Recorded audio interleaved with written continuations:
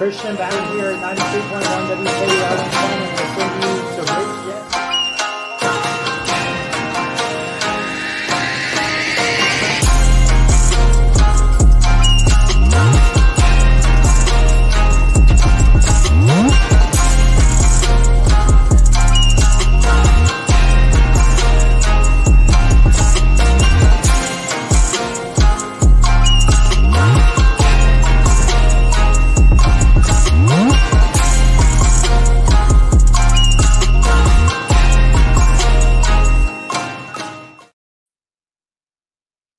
We say what's going on, everybody. Christian Ballard Sports Media, new morning show before Uncle Lou goes live. The BSM wake up call. I've been waiting on this one. The reason we're starting it up, kind of a you never know where you're going to end up in the broadcasting world. You never know what time slot you're going to get. So I kind of want to start training myself to get up and do something in the morning. And, I'll admit, I'm not going to sugarcoat it. I am tired. I've had worse, though. I've had better. But I definitely want to start this up. And if it blows up, great. If it doesn't, that's okay too. But today's show is I kind of want to do it for 2 hours going forward. I even have labeled here on paper hour one, hour two, and what we'll talk about. I don't know how long this one's going to go though, because we might run through these, but I really would like to get like an actual show going for the channel. And we have a couple good ones out there. I know we got the touchdown show with Mayhem Matthew. We are going to try to start up Ballard Sports 360 in the fall with probably going to do that Friday afternoons. Uh, we'll see. Again, everything depends on my work schedule. But definitely want to get some stuff going back, get some stuff started up. And this is one that I've been working on for a while, been thinking about for a while. And I know I was supposed to do episode one Monday, didn't happen. I overslept. I was too tired. I'm tired now. But dedication is key. And something has to motivate you to do it. And I guess what's motivating me to do this is how bad do I really want the big time sports job someday? I might be on Get Up or First Take in the morning. I might have to actually get up. I might be on late night Sports Center or something. You never know. You never know what time of day they're going to call you up and say, do a show. So we're trying something new here. This is episode one. Uh, Definitely want to talk about the NBA Finals this morning. And when you look at the NBA Finals, the Celtics just dominated the Mavericks from start to finish. There's no question about that. And it's not I don't think well, I guess you could look at it in many different ways. There's a couple different directions you could go with this. A quick summary. Well, first, the two sides you could look at. The Celtics were good. They were that good that they dominated the series in 5 games. They won the series 4-1. Boston's really good. Jason Tatum and everybody came together at the right time. You could say that. Or the Mavericks just weren't ready for the NBA Finals. You have practice and everything. you should have an all season to prepare for this moment.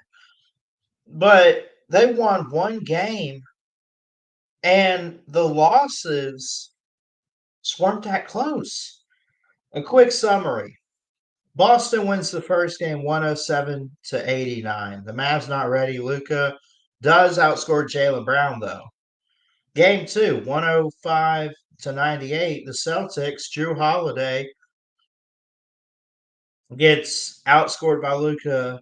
Once again, Luka's the lead scorer for the game, but the Mavs still lost. I think there's a defensive issue for Dallas. I think there was. I think there is. I think you're a one man show with Luka. Not that Kyrie or anybody like Kyrie is Kyrie, and he's good. But let's just be honest, the spotlight's on Luka Doncic. This game two. Game three. Boston wins game three, 106-99, where Kyrie put up 35 points for the Mavericks. And Jason Tatum had 31 for Boston. Game four.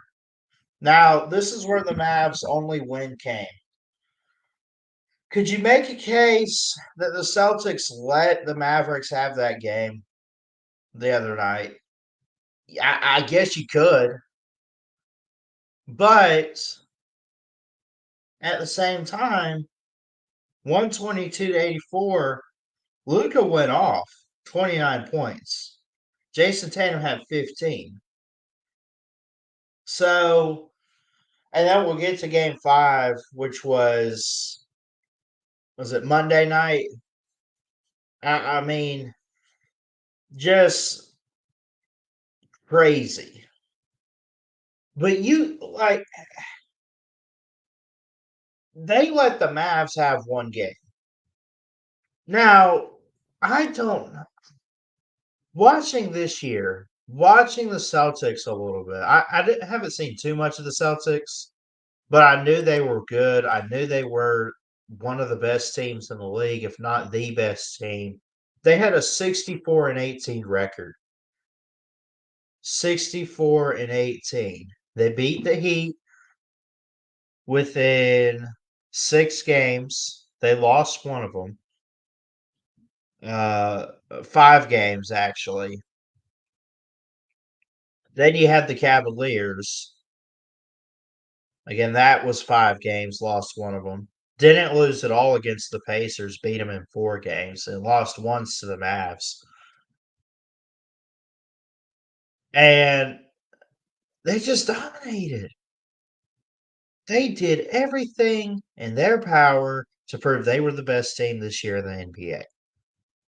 Question is, what's it look like going forward? Is everyone coming back and everything? We can talk about that some other time if you want to. But no doubt, Boston was that team this year. 18th. What? Let me see here.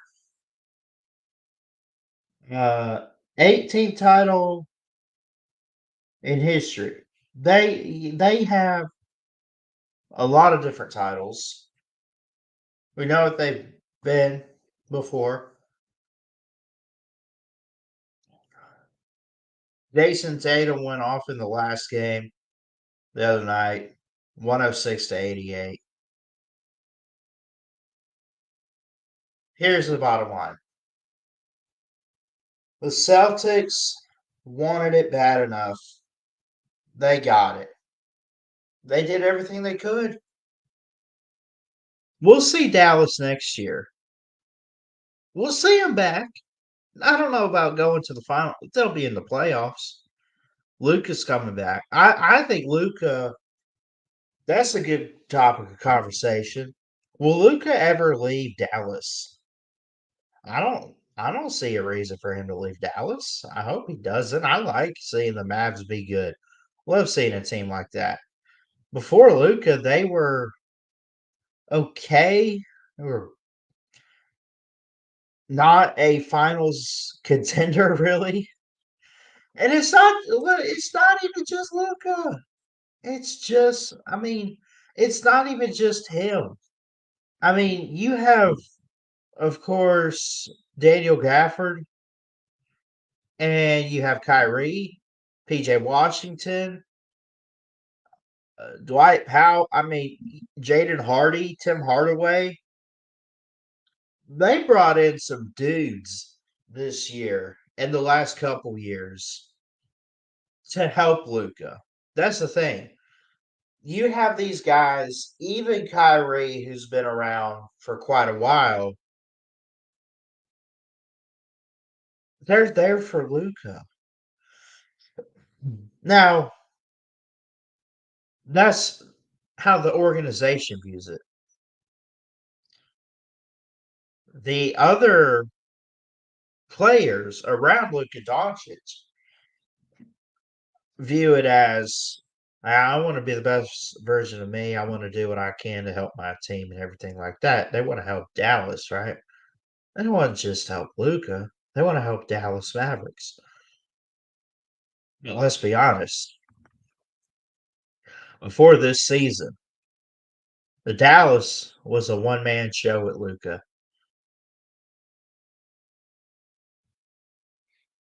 I mean, they were. I'm not saying that's a bad thing, but did anyone like? Could you have named any of those players I just mentioned without me looking it up and telling you? Like, honestly, you probably could have, other than Kyrie Irving. That's it. So again, I mentioned this show. I want to try to get it 2 hours. We probably won't get that for the first show, but going forward, we definitely want to have guests and conversation, kind of a flow for this one. Um, so, but there's many different ways you could go with this with the NBA. We could go ahead and start looking if you want to at next year and who the title favorites are.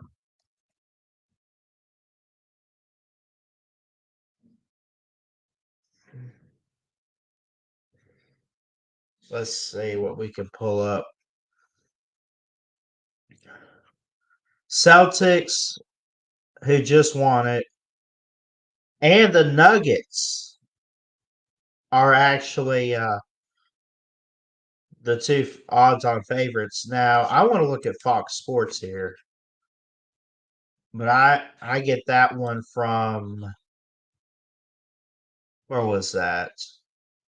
Microsoft News, I guess. Check the comments here in a second. I see I got one. Let's go to Fox and see what it says here. Celtics favored to repeat after beating the Mavericks. 18 title, blah, blah, blah, blah, blah. Plus 300. After them, and this is via FanDuel Sportsbook as of June 17th the other day. Like right after the title game ended. Denver Nuggets plus 750. The Timberwolves, they jumped up a little bit, plus 900. Dallas is at 950. Oklahoma City Thunder 950. The Bucks 1,000. The Sixers, the Knicks at 1,700. The Clippers at 2,400. Miami Heat 2,700. Phoenix Suns 2,900. 3,200 for the Cavs. Warriors 38. Los Angeles Lakers 40,000 or 4,000. 4,500 for the Pacers and 5,000 for the Grizzlies.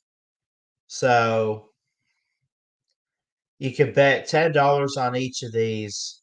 And how it works is if you bet on a favorite, like an obvious pick, you're going to win less money than if you were to bet on like the Pacers or the Grizzlies, who are the lowest odds. Just a tidbit of information there for you. What's up, Nate? How you doing, buddy? Good to see you. So then it goes on: the Kings, the Pelicans, the Magic, the Hawks. It goes all the way to the Jazz. So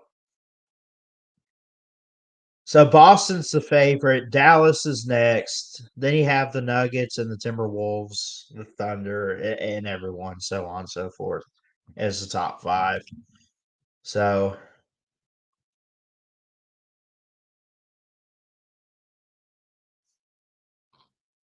there's that. All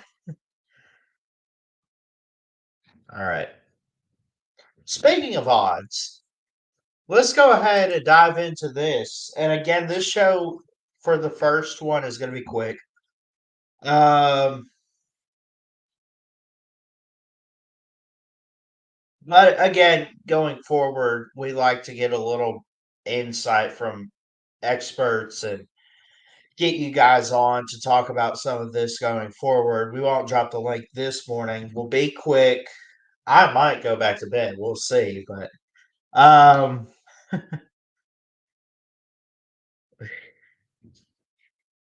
I'm just being honest. But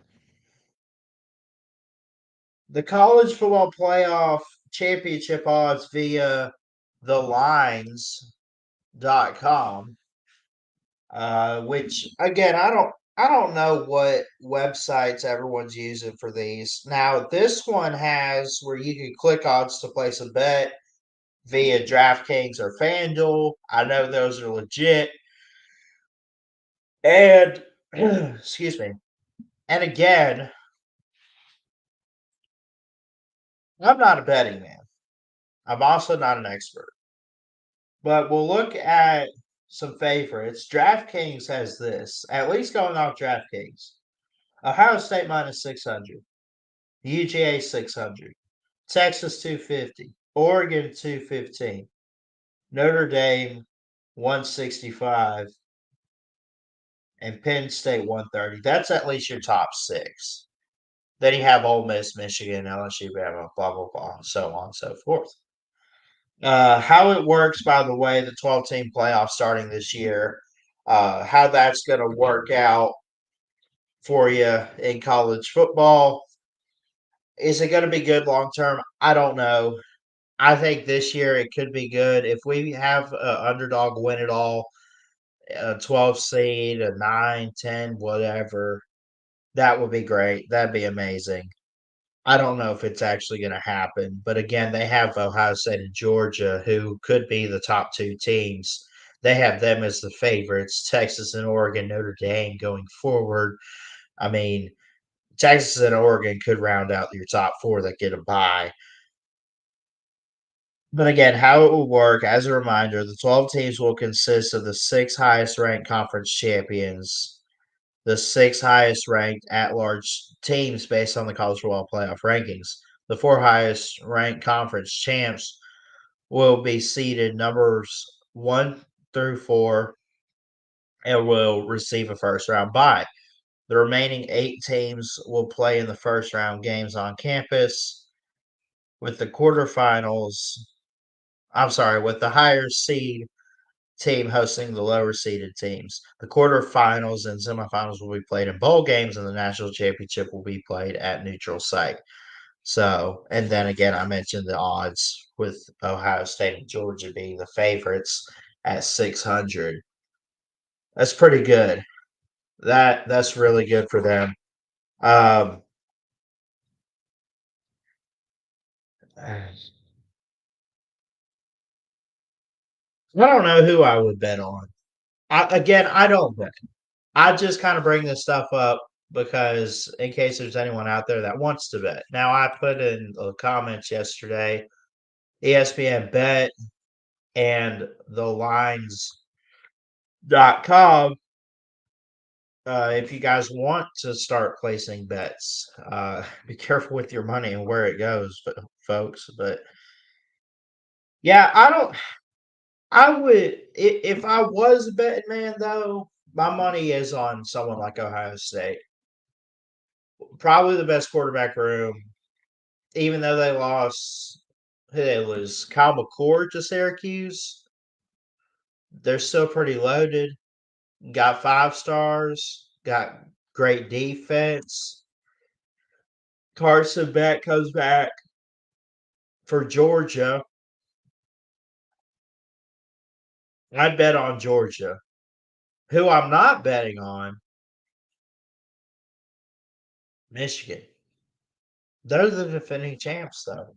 Why would you not bet on them? Well, they got a new head coach. They got a new quarterback, new running back game. They got so many pieces that need to be replaced. I'm not betting on Michigan. I see Nate in the comments. I'm sorry, buddy. It's not happening. Texas, I would say, how high do you want to put teams like Clemson and Florida State, Penn State? These are favorites. Question is, how high do you want to put them? And again, we refer to this sheet. Penn State's at minus 130. Notre Dame 165. Oregon 215. Texas is 250. Texas has the third best odds to win it all next year after Ohio State and Georgia. My money's on Texas. I think you get Texas and Georgia. I think both teams are going to get in the playoff.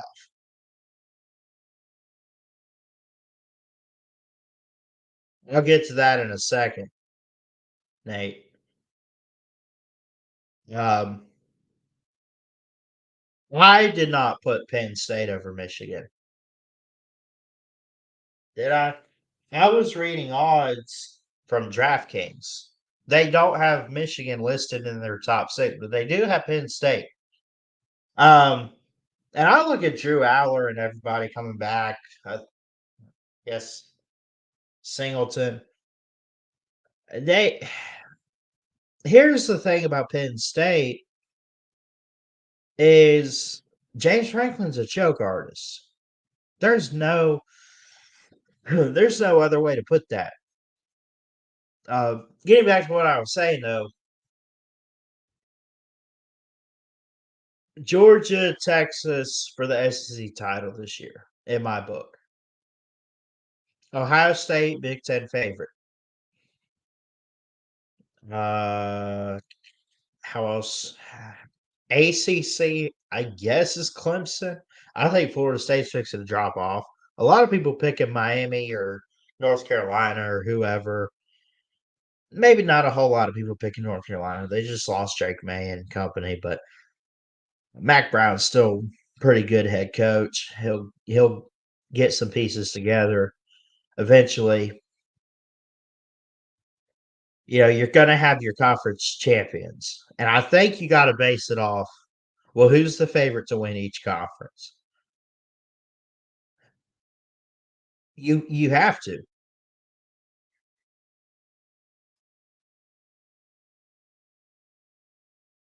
Michigan is going 10-2 losses to Texas and Oregon. That's a pretty good take, Nate. I think I had you losing to Texas and Ohio State. I think I had you beating Oregon. Um, but I mean, those could be two interesting losses there. I guess that sounds accurate. I'm not going to disagree. Uh, Penn State, Ole Miss. Oh my gosh, Ole Miss can never figure out defense with Lane Kiffin, but my God, can they figure out offense? Holy cow! They will have the most. I'm gonna make a bold take here, and I know we do that on the touchdown show at Mayhem, but I'm gonna make one right here. I think Ole Miss this year with Jackson Dart and just everyone they got coming in. They got who's that Ohio State running back transfer? I can't think of his name. Anyway, I'm gonna say here, folks, I would not be surprised if Ole Miss offense this year is close to what we saw in 2019 with LSU and Joe Burrow and Jamar Chase and company. May I call me crazy, but I think Ole Miss could be onto something this year. I know Georgia and Texas. I'm not saying they're going to win a title, but I mean they got to be one of those 12 teams in the playoff, right? They got to be an at large, right? Because we're talking about getting 2 to 3 SEC teams in. I know I'm an Alabama guy, and there's a lot of people out there saying, well, Alabama's still going to be Alabama with Kalen DeBoer. We don't know that. We don't know that. You got a new head coach. He made one playoff game, won it, and they got blown out by Jim Harbaugh in Michigan in the title. That's Kalen DeBoer's summary right there. Now he's got to handle himself in the SEC. Lane Kiffin, man, I don't think Lane Kiffin's a bad head coach. I don't think he's a choke artist. I think he might be a little stubborn when it comes to the defensive side of things, but I still say we're in an offensive league era, whatever. Ole Miss has got it with Jackson Dart and company, and they're going to be good this year. I promise you that. They're going to be good. Question is how good. I'm betting on them to win a title, but if you don't think they're one of the 12 best teams at the end of the year, you're crazy. They're getting in the playoffs. They might even make it to the second round. We'll see who they match up against. But don't be surprised if Lane Kiffin gets into the playoffs. And Nate, that's a good question. Is he Lincoln Riley 2.0? We don't know yet. We haven't seen him in the playoffs. We'll see. He might be. He might make it year after year after year after year. They're not going to fire him, though, but he's choking in the playoffs. Great offense every year, bad defense every year. Yeah, that was Lincoln Riley in Oklahoma. That's shoot, that's him in Southern Cal. But he's still a great head coach. Still a really great head coach. Man, Ole Miss. Ole Miss 2024. Book it. College football playoff.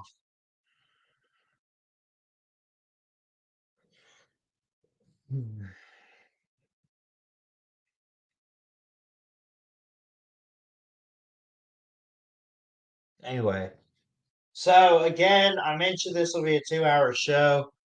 Not this morning. This is the first episode. I thought it went pretty well. We're almost at the half hour mark. Um, we talked about the 12 team playoff. We talked about odds. We talked about the Celtics winning it all. Mavs, they'll be back in it next year. Got to get some ideas from you guys for this show, the direction of it, everything like that. We could talk baseball next time if you want to. Our next show, we're going to try to do Friday. I think I want to do Monday, Wednesday, Friday for this show. So, uh, but yeah, this is just kind of say it's a test, but this first episode for it to be this short, just to kind of give it a trial run, if you will. Um,